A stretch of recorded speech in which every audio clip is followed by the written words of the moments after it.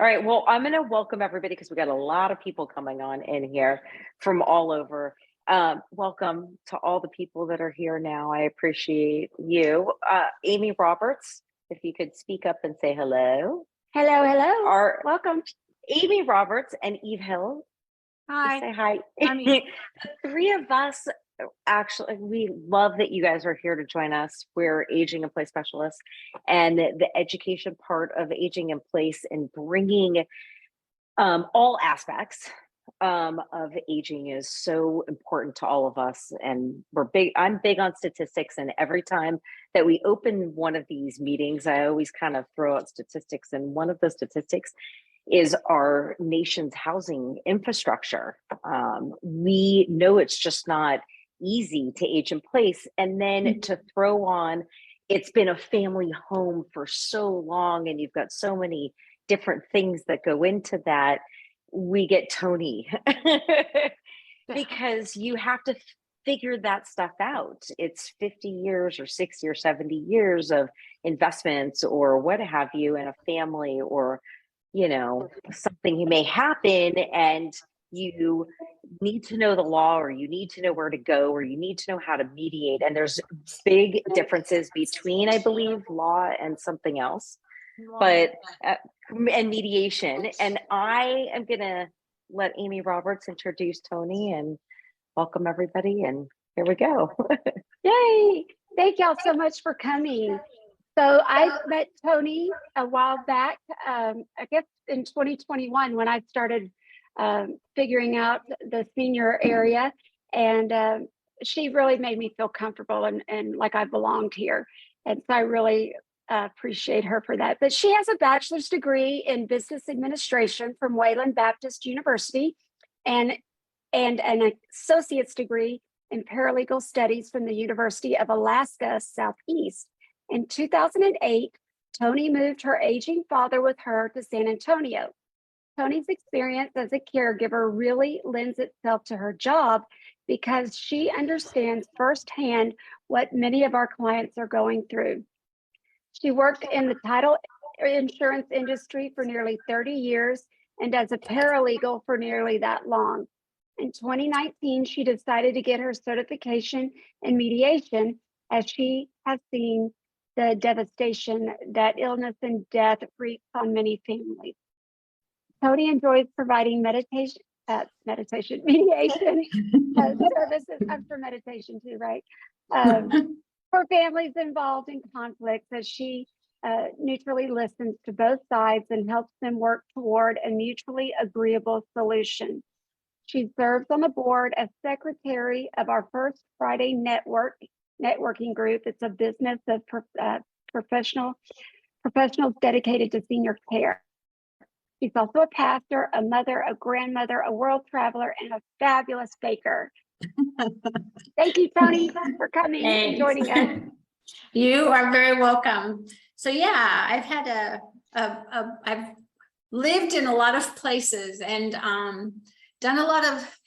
because I'm old, I've had a lot of careers in my life, and the thing that I've seen consistently throughout all of my careers is when people begin to age, there is first, in being one of those people, there's this kind of denial thing that happens, like it's not really happening, and your mind says you're able to do all the things that you think you should be doing and have always done, and your body says, yeah, we're not going to go there. So that's a weird thing in your head, and you're trying to get your head to match up with what you really can do. So there's a sense of losing a little bit of independence. I know with my parents, when I had the title company in Juneau, and I co-owned it, and my partner bought another title company in Washington State in the San Juan Islands. If any of you have ever been there or think about going there, go. And so my parents, who had been in Alaska for 30 years, didn't want me to go. And I said, well, jokingly, I said to them, you could always come with me, never thinking they would, because they'd been there 30 years and they were ensconced. And they said, oh, okay. So they did. Yeah, I was like, oh my goodness. And so that began a 14-year journey of finding that balance, to being the parent to my parent without taking away their independence. And it was a difficult balance to find. And I think it's consistently is difficult in all families. And then when their health began to fade, and we realized we needed to place them in some place that was a safer setting than their home, because we lived on an island that did not have a hospital. It had a clinic. And so we needed to get them onto the mainland so they would be closer to the facilities. And making that decision was very difficult. And I have 9 siblings. So, they wanted input, but they didn't want to do a lot with it. They wanted to tell me what to do, but they just did not want to be the ones to have to do it. And I get that, I understood that. At first I didn't. At first I was kind of cranky, but then I began to understand, that this is just how it worked. And so over the course of time, especially in working with Carol, who does elder law, and I'll explain what that is in a moment, I see how families don't navigate these transitions well, unless they are very, very close to each other and there's a lot of open communication and a lot of conversations. It tends to divide families. These incidences tend to put people on one side or the other. And so when I got here and I ended up working with Carol, what her firm does, and I only work for her part-time because I'm building the mediation practice as well, but what her firm does is we cater the practice towards the elderly.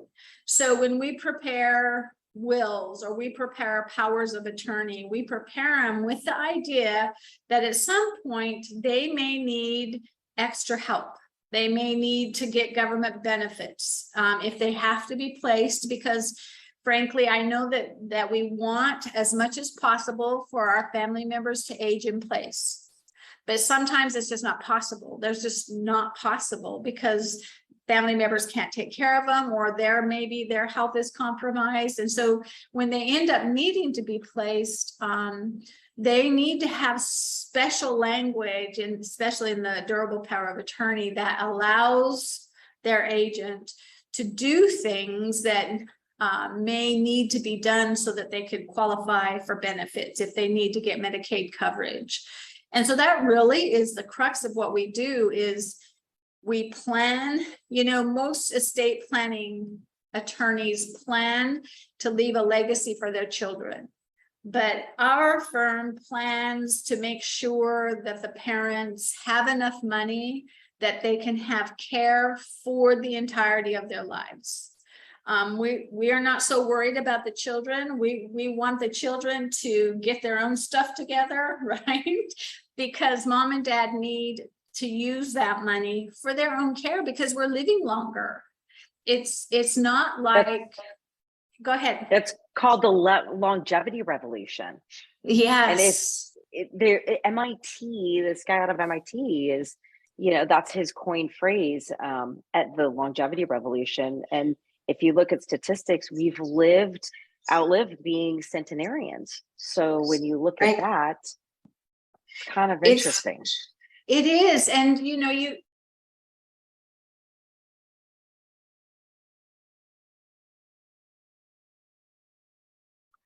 you're on mute. That happened. I was talking to a financial planner and she said, your mom and dad saved all their money to give to the kids. And then this generation, my generation, the baby boomers, we saved to spend it. And then the younger kids are not saving at all most of the time, or if they do, they save enough, they work enough to get their goal, and then they go and do whatever it is they're going to do, and then they come back and work some more. So there's not that same level of commitment to a job that my parents had, or even that I had, generally speaking. But the problem is as we live longer, the costs don't go away at 65. You know, they don't. And yippee, you get Medicare, but that doesn't always cover the tremendous amount of need that there is out there, especially if you have someone who has not lived a healthy lifestyle, or is just simply is not a healthy person for whatever reasons, genetics or otherwise. The costs are they're exorbitant. I can't even believe how expensive any kind of medical thing is. And so we gear our planning towards the idea that they're going to run out of money at some point. So our goal is to preserve as much as we can for the spouse that isn't sick, so that the one and get the best possible care for the one that is, so that when that one passes away, the community spouse, the spouse that remains, is not destitute, because that's generally what happens, and we see it a lot.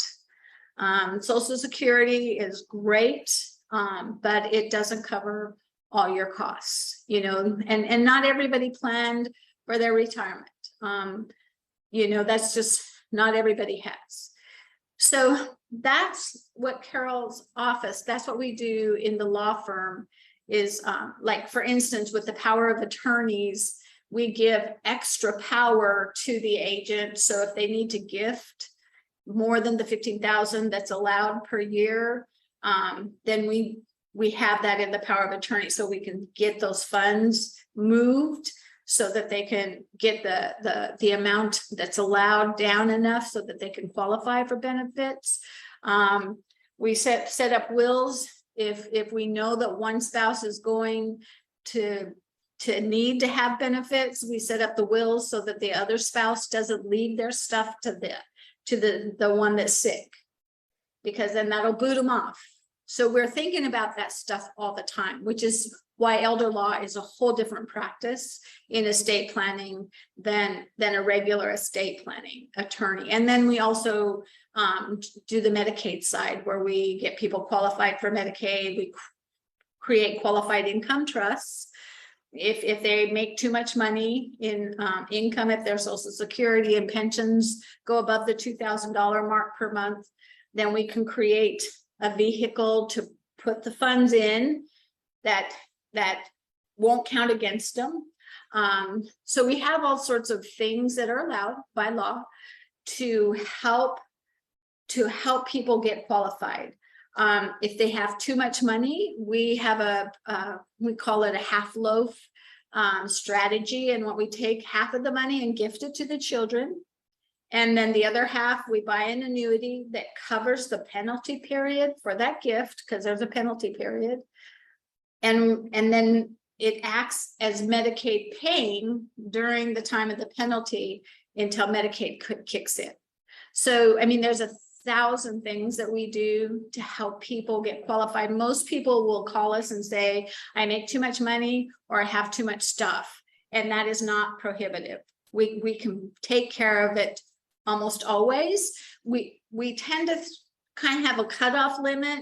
You know, if you have several $1 million, probably you should pay for your own care. You know, probably we shouldn't be doing strategies to make it qualified for Medicaid, because that's not what it's there for. But most people do not have that kind of money. All right. What if you have okay. Go ahead. I was curious. I mean, I have a friend of mine who was asking, they do have a house, but the husband does have Parkinson's, and she's concerned that all the assets from the house will go for his care, and there'll be nothing left for her kid or for her, you know, so. Yeah, you know, that's common. The thing that there are so many misconceptions about Medicaid. First, you can have a house and you can have a car, and those don't count against you, and Medicaid will not take them from you. That's not how it works. And if you're married, you have one spouse that's placed and one that is at home, then you're exempt from any kind of claim for Medicaid. They can't come against you and try to get their money back, because Medicaid is not Medicare. Medicaid is a benefit, but they want to be paid back. So if they can, they will, but there's exemptions to coverage. So a community spouse is an exception. So there's no claim if there's a community spouse, no claim if there's a disabled child, no claim if there's a child over 21 that's been living with the family for more than a year that is not married, right? If it turns out that there isn't a community spouse or there are no exceptions, then we can do things like the ladybird deed, which I'm sure you've all heard of at one point or another, which is a transfer at death deed. So that interest in the property transfers at the moment of death to whoever you've granted it to. And so it comes out of your estate immediately, and it's an asset that Medicaid can attach to. Wow. So there's so many things. So when you hear someone say, no, I'll never qualify, not probably true. Almost everybody, we can get qualified. I have done probably 30 applications in 5 years, and I've never had one denied. So, and that's just me, that's just my applications. Jody has done some, and Nina and Michelle have both done some. And so there's a way. It's just, we have to be really proactive and think about, you know, the plan, the estate plan has to give the agent enough power to do what needs to be done. And that's, so we're thinking from the very beginning to the very end, how are we going to help these people if they get into a crisis situation? So that's the first half. So do you have any questions? That was a great answer to that question. Okay. Is there an impact by what state you live in? Every state has different Medicaid rules. It's a federal program, but it's at the discretion of the state on how they distribute funds. So in Texas, all of those things I just told you are pretty much specific to Texas. In Alaska and Washington, where I used to live, there was no such thing. Well, there was an enhanced life estate deed, the ladybird deed, but they didn't allow them, didn't recognize them. Just like Texas does not recognize quitclaim deeds. If you do a quitclaim deed, it won't count in this state. So don't do those here. But every state has a little bit different, but there are federal mandates, like the qualified income trust. That is that's a federal mandate. So every state has a variation of the qualified income trust, which happens, which is the vehicle you want to use if you make too much money. If your level is too high for income, then you take that income and you put it in this trust. And the reason why Medicaid doesn't think of it as a resource is because you have no control. So it's your money that I'm putting in this trust, but you can't touch it. All of the money will go to the nursing home. Everything, your income except for $60 goes to the nursing home, even out of the qualified income trust, but it doesn't count as a resource anymore. So it's these little tricks, these little things, these loopholes that Medicaid created intentionally, so that people could qualify. Because what was happening in the beginning when Medicaid first started out is no one qualified because the rules are so heavy. So they created these little loopholes that can be used and still allow people to qualify, because it's the middle income that is mostly affected by not being able to qualify, obviously.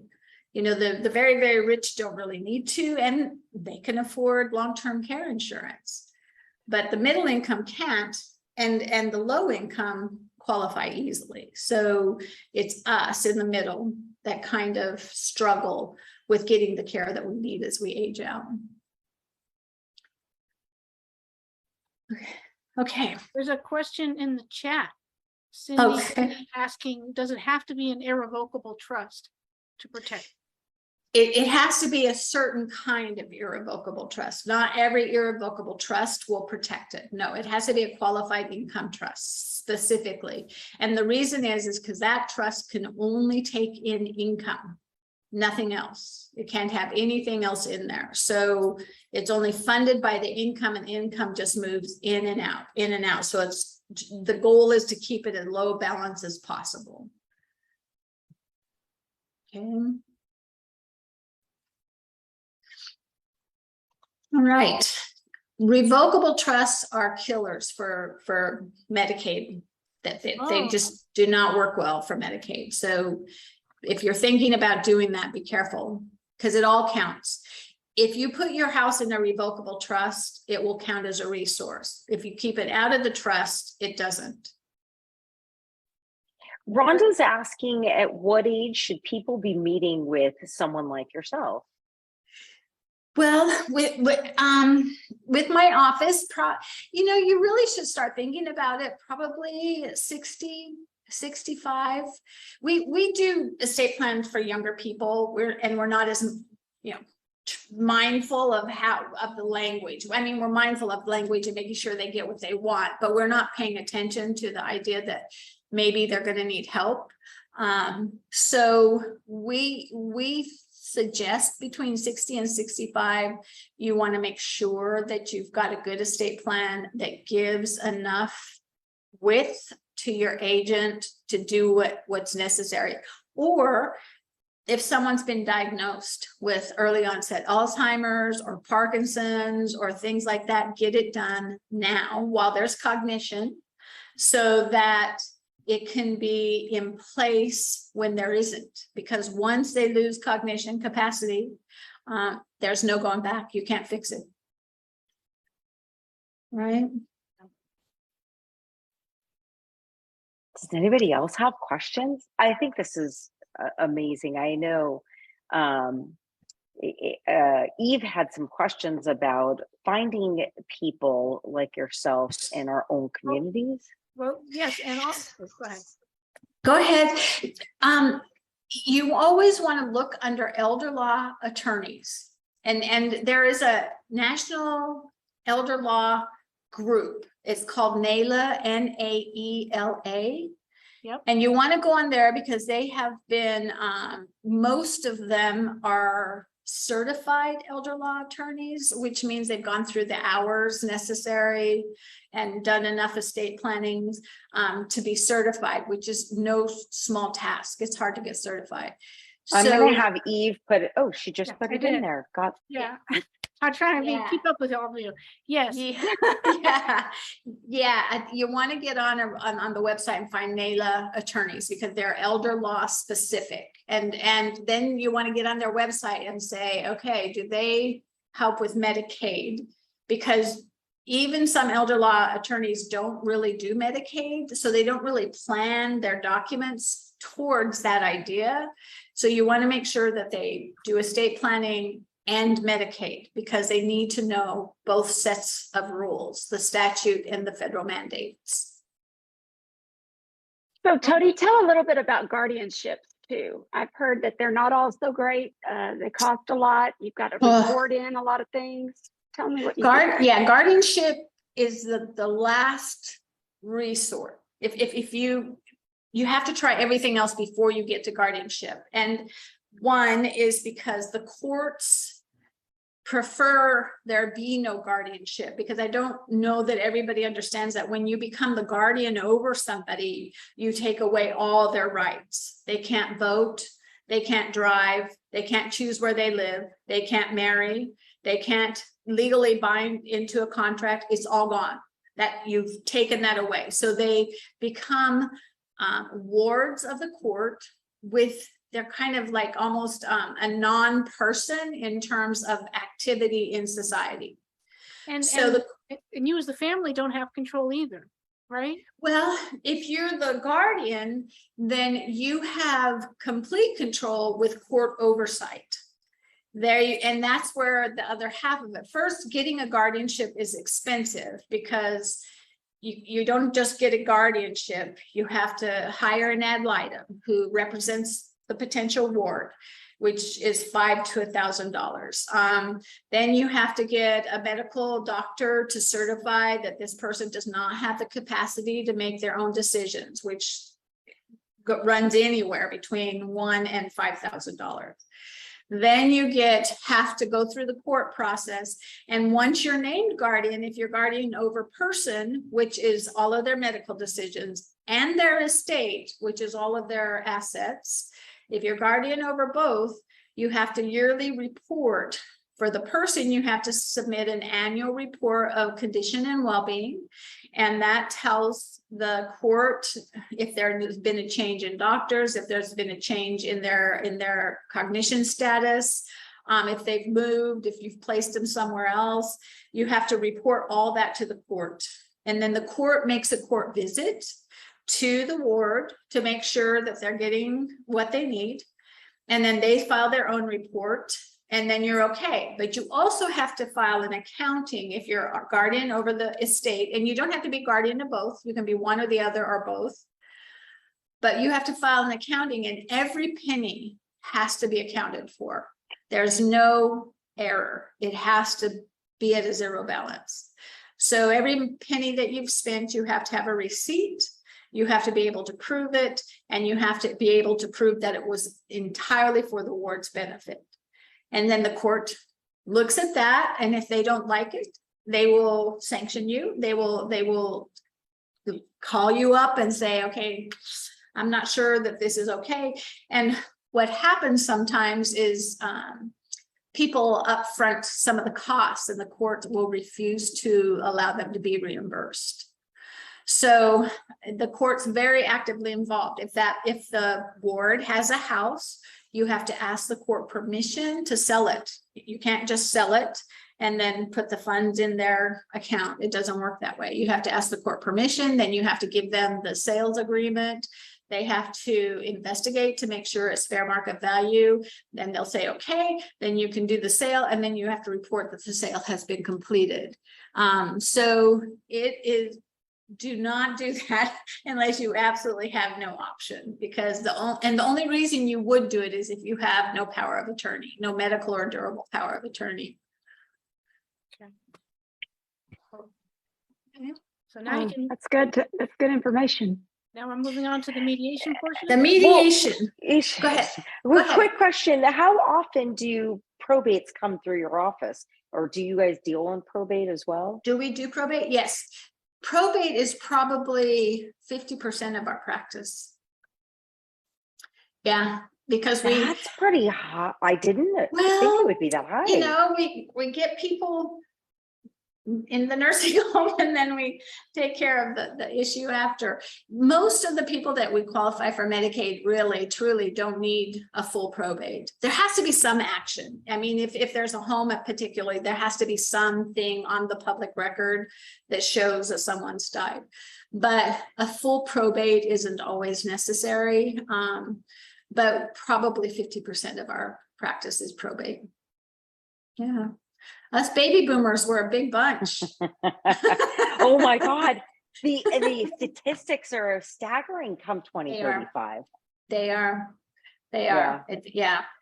Yeah. And they, you know, even though we're living longer, we're still, everybody has to die. Death and taxes can't avoid them. Yeah. And the worst part is that our Social Security will run out by the time we're ready to, you know, get it needed. And that's going to be a whole another issue.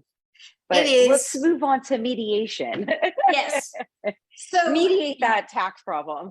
Yes. So mediation, the way that came about was, again, as I mentioned at the beginning, was we saw families disintegrate when somebody died because they're fighting over the assets of the estate, and they, even if there's a will in place, they want to contest the will, which is not an easy thing to do. It doesn't ever, probably maybe 1/4, not even that, maybe 1/10 of the time are you successful at contesting a will. Most of the time it's just throwing money away. And so it's very difficult to break a will, very, very difficult. But we have people fighting over it. Or I've seen this more often is when mom or dad gets sick, there's always, and there's multiple children or multiple family members, there's always one that thinks they need to be in charge of everything. And right. And then there's one who probably should be in charge, but won't be because they don't want to fight, or they end up fighting. And so what I do, I don't mediate. I don't do court mandated mediation, because for me, that's just frustrating, because if the court tells them they have to be there, they're already coming with attitude. So it's hard to break the impasse. I mediate exclusively families who are in distress because of something that's happened, some crisis that's happened. For instance, I'm in the middle of a mediation right now. I've got a gentleman who needs to sell his house here that he has had a family member living in rent-free for 9 years, and they don't want to move. And they also don't recognize they've lived free for 9 years, but he needs them to move out because he's got some obligations that he needs to deal with. And so there's a lot of tension, as you can imagine, between the two parties. So I've just come in to mediate a solution, so that everybody can get as much of a win as is possible. The key to mediation is that no one's going to get everything they want. It's just not going to happen. But if they can walk away with as much as they can get, then they're more inclined to keep the agreement.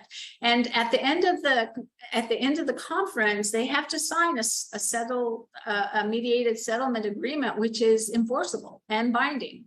So it's a contract that they are required to sign. Do they breach it? Of course they can, and you would have to take them to court to enforce it, but it is enforceable. It's a real contract. And most people, do honor contracts once they've signed them.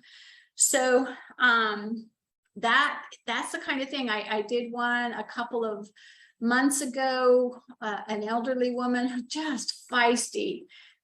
This woman was just amazing. She accomplished so much in her life, so much. And she's not really that old in the general scheme of things. She's in her mid-70s. And she had a stroke, and she lived on this massive 400-acre ranch, and she had a stroke, and she has been in rehab since. It's been almost 2 years because she can't quite get recovered. And she's out of money, and her sister's kind of been picking up the tab. And they don't want to do that anymore because, $5,000 a month is not chump change. And so we mediated an agreement where she would list the property and get it sold, reimburse her sister, and then she could choose where she wanted to live within the confines of needing care. But it would be her option which place. And so we're still working on the sale part, because 400 acres is not easy to unload, but they signed the agreement, and everybody came to an agreement on that, and it's binding, and so it's for sale. So those are the kinds of things that I work with, is where families just don't know how to come to an agreement, and I sit down and figure out a plausible way. A couple of times I have had the kids, there's always one that needs to be in charge. And so I go to mom and dad, or mom, or whoever is the adult, and say, who do you want? No kids around, because parents will not tell their children no. It's very difficult because they don't want to create problems. So who, if you had to choose and they don't know that you're choosing, who would you want to be your power of attorney? Who would you want to be your medical power of attorney? Who's good at telling your doctors no? Because that's really, you need an advocate. Medical power of attorney is an advocate to kind of not be bulldozed by the medical system, because it's pretty easy to get bulldozed. And so when I've talked to them, I write down what they want, then go into the room with the kids, get all the kids together, and we talk about what's possible. And one of the questions I always ask, if the person that really wants to be the durable power of attorney, the first question I say, That's great. When was the last time you reconciled your checkbook? When was the last time you didn't look online to see what your balance is and live off that? When was that last time you did that? Because if you haven't done that, if you're not careful with your own money, you're not going to be careful with mom's, right? So when we ask those hard questions, there tends to be a little quiet in the room. You know, people get real quiet. So then the next question is, who here is really good with money? Who's pretty tight? You know, who's thrifty?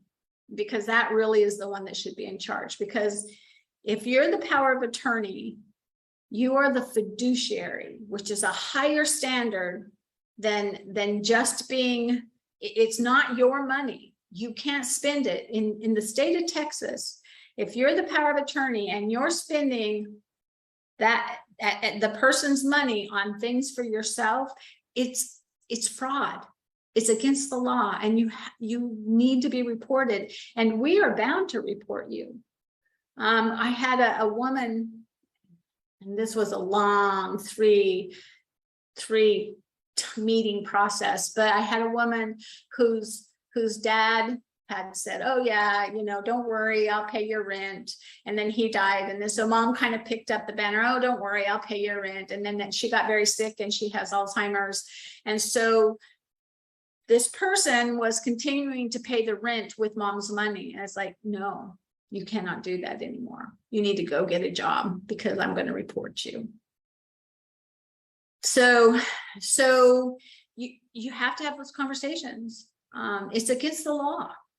And they need to understand that this is a fiduciary standard. It's not just tossing money out. It's not your money to toss. And you know, I said, you know, your mom is 75 right now. If she lives to be as old as my father did, my dad died when he was 97 and a half. And the money that she has is not going to last because you're spending it. Even if you don't spend it, it's not going to last. But with you spending it, it's definitely not going to last. And not only that, but these gifts to yourself are going to prohibit her from qualifying for any help. So big problem, and you need to get it resolved. So we worked out an agreement and she's paying her mom back. So, you know, but you have to have those hard conversations because this is the reality of the world that we live in. And so that's really where I love the best. That's where I went part-time with Carol, the law firm, the elder law firm, so that I could really concentrate on this, because this is really where my heart is. I hate to see families dissolve because they don't know how to manage. You know, most of it is miscommunication, misinterpretation of information. They just don't understand what they're reading. Everybody goes online and reads all the horror stories about Medicaid, and it's almost all wrong. Or, you know, reads all these horror stories about durable power of attorneys and how they've taken advantage. And so they come in with a mindset that something is wrong, when in fact, most of the time, everything is okay. It's just they haven't had any conversations. So even sometimes some of the settled agreement is that they have a weekly conversation so that they're completely transparent. And oddly enough, those weekly conversations bypass eventually the conversation about, you know, how did I spend mom's money, or they get into where they become back into a relationship with each other, and which is really the goal, to reconnect families. So that, because, you know, when my mom died, and then my father died, and then you're an orphan, you know, and if my siblings and I can't hold on to each other, you know, that's hard. It makes it hard. It's all just more losses that you're having to grieve through. And so if you can hold the family together and grieve together, it's less painful to face a loss when you're all kind of huddled up together. So do you recommend having like a group, not a group, where everybody can see the books that are, everybody knows what the person is spending for mom and dad or whoever? Well, yes, and there actually is an accountability. I mean, if you're the power of attorney or the guardian, you have accountability, or the executor of the estate. The beneficiaries have a right to know what you're doing with that money. If they are asking for it, you should probably share it. You should be, because the whole idea is to be transparent as possible. They're going to argue about that $8.47 at Whataburger. They're going to, they might argue about that, but you explain that away. But as long as you're transparent, there really isn't anything that they can argue with you about, as long as all that money is being spent on mom. They may decide that, I had a brother call. He was so angry because the DPOA moved mom and dad from independent living to assisted living, which was more expensive because dad was falling and he was a fall risk and he needed more help and he needed more services. And brother called, he was furious because it was more expensive and his inheritance he was just watching it go away. And I said, your inheritance doesn't exist until your parents die, and so you may not have one. It's their money.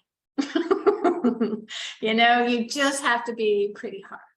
You do have to be hard, because people have a whole wrong attitude towards inheritance. That was a good statement.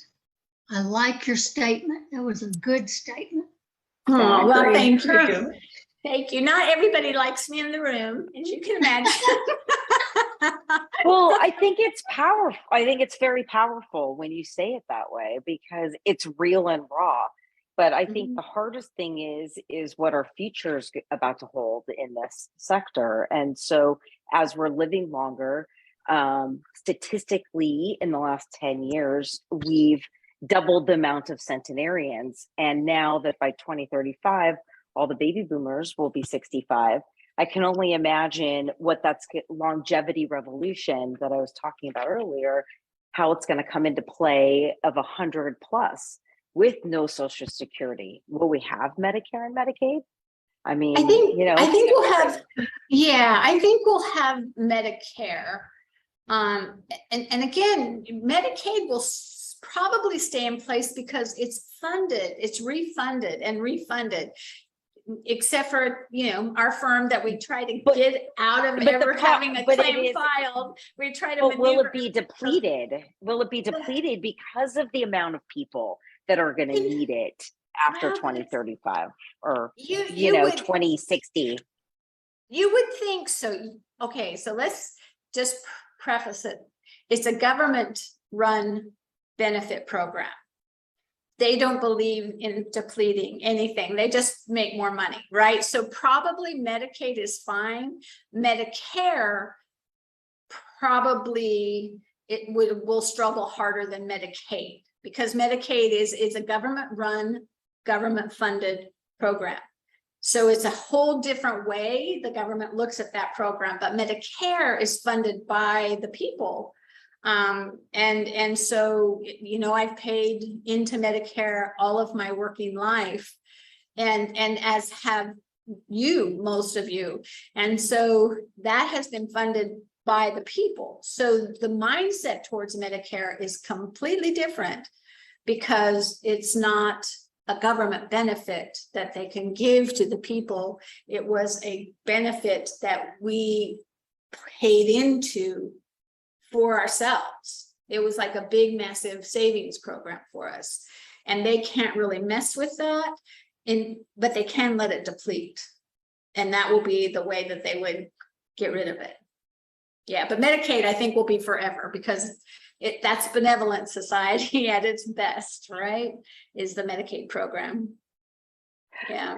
We're getting to that final time, and for this East Coasters over here where it's getting late, but I'm going to open it up to all of the people that are on the call to be able to talk and ask questions and see what you have. Anybody open up your mic, please? Feel free. Well, I had mentioned that this is timed very well because I'm meeting with some elder attorneys. I've been referring people to elder attorneys under the guise of you're coming here from a different state, every state's laws are different, and all of these myths that everybody's been telling you may or may not be correct. And so tonight has really opened up way more reasons why one would get involved with an elder attorney. But as far as the mediation factor of that, is that typically housed within an elder attorney firm also? No, it isn't. In fact, there aren't very many that do my kind of mediation. I've only met one other mediator that does that. No, Carol did not really want the mediation to be part of her practice, which is part of why I went part-time to pursue this. Because although it fits well, she was concerned about, giving an estate plan to a family and then hauling them back in for mediation on that estate plan. So she was concerned about the perception of perhaps conflict. So I stepped away from that part so that I could pursue this part so that there would not be that issue. It's my own business under my own LLC. And so if she refers to me, I don't touch her. I don't do any of her paralegal work anymore. So I don't touch any of the files other than accounting wise. I do all of her accounting. There isn't that concept anymore. It really couldn't be a conflict of interest because I don't have anything to do with her day-to-day files. And is there, but if they wanted to use you, she could use you, right? She could use me now. Yes, she could send people like to me Rhonda now. if you needed to, but if Rhonda wanted to use you, you could do that, tele, whatever. Yes, and actually I work a lot with Lola, which is a loss of life advocate. Esther Pipley, she has this amazing thing that's for people who have lost anything.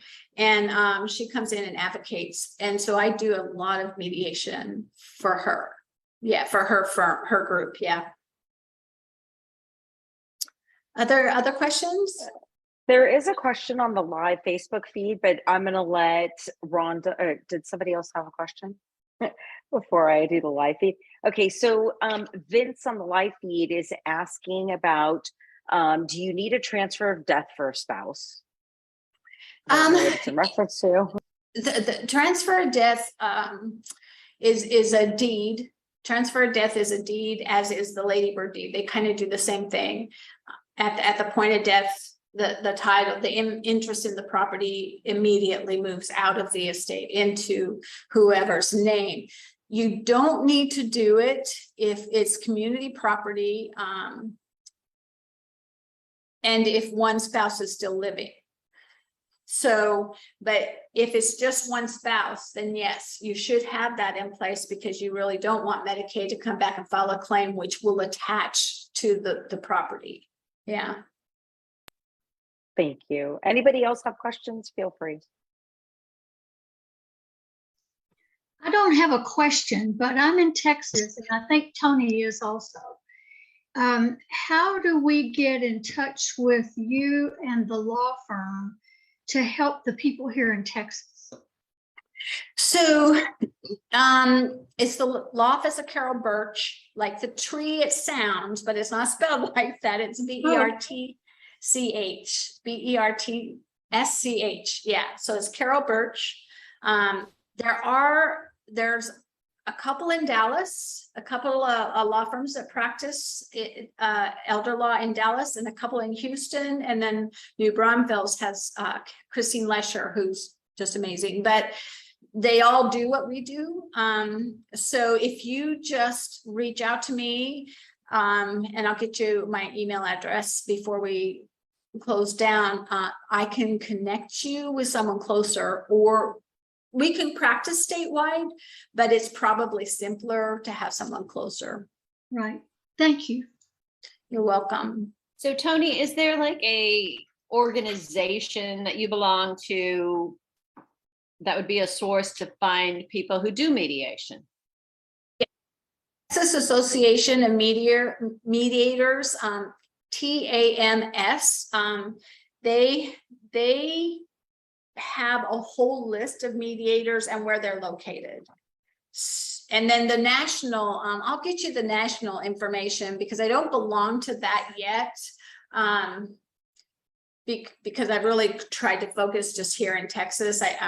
Although with Lola, I'm actually doing mediations all over the country, but I know this is going to sound crazy. I am not a massive Zoom fan when you're doing mediation because so much of what is said is in body language, and no words, but body language speaks volumes. And so it's hard for me to read people when it's a Zoom because they only go this much, right? And I don't know what their hands and their feet are doing. And I need to know that sometimes because it helps me figure out a plan. Okay, so let me get you my information. It's T O'Brien, so it's Toni, TOBRIEN, at assisting seniors with an S, ASSISTING,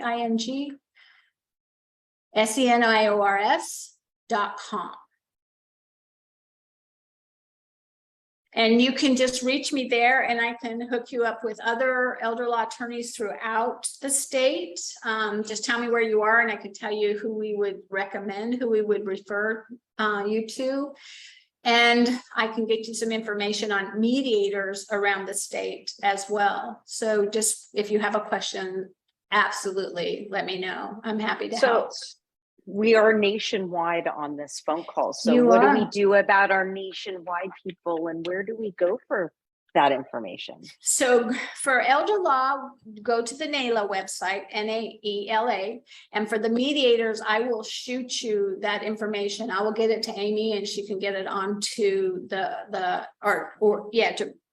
whomever, to get it onto your website so that you can reach out, because there's mediators all over the country and we're not bound by state. If we're certified, we're certified. We just need to connect with another mediator in another county or another state and work with them, but we don't have to hand it over to them.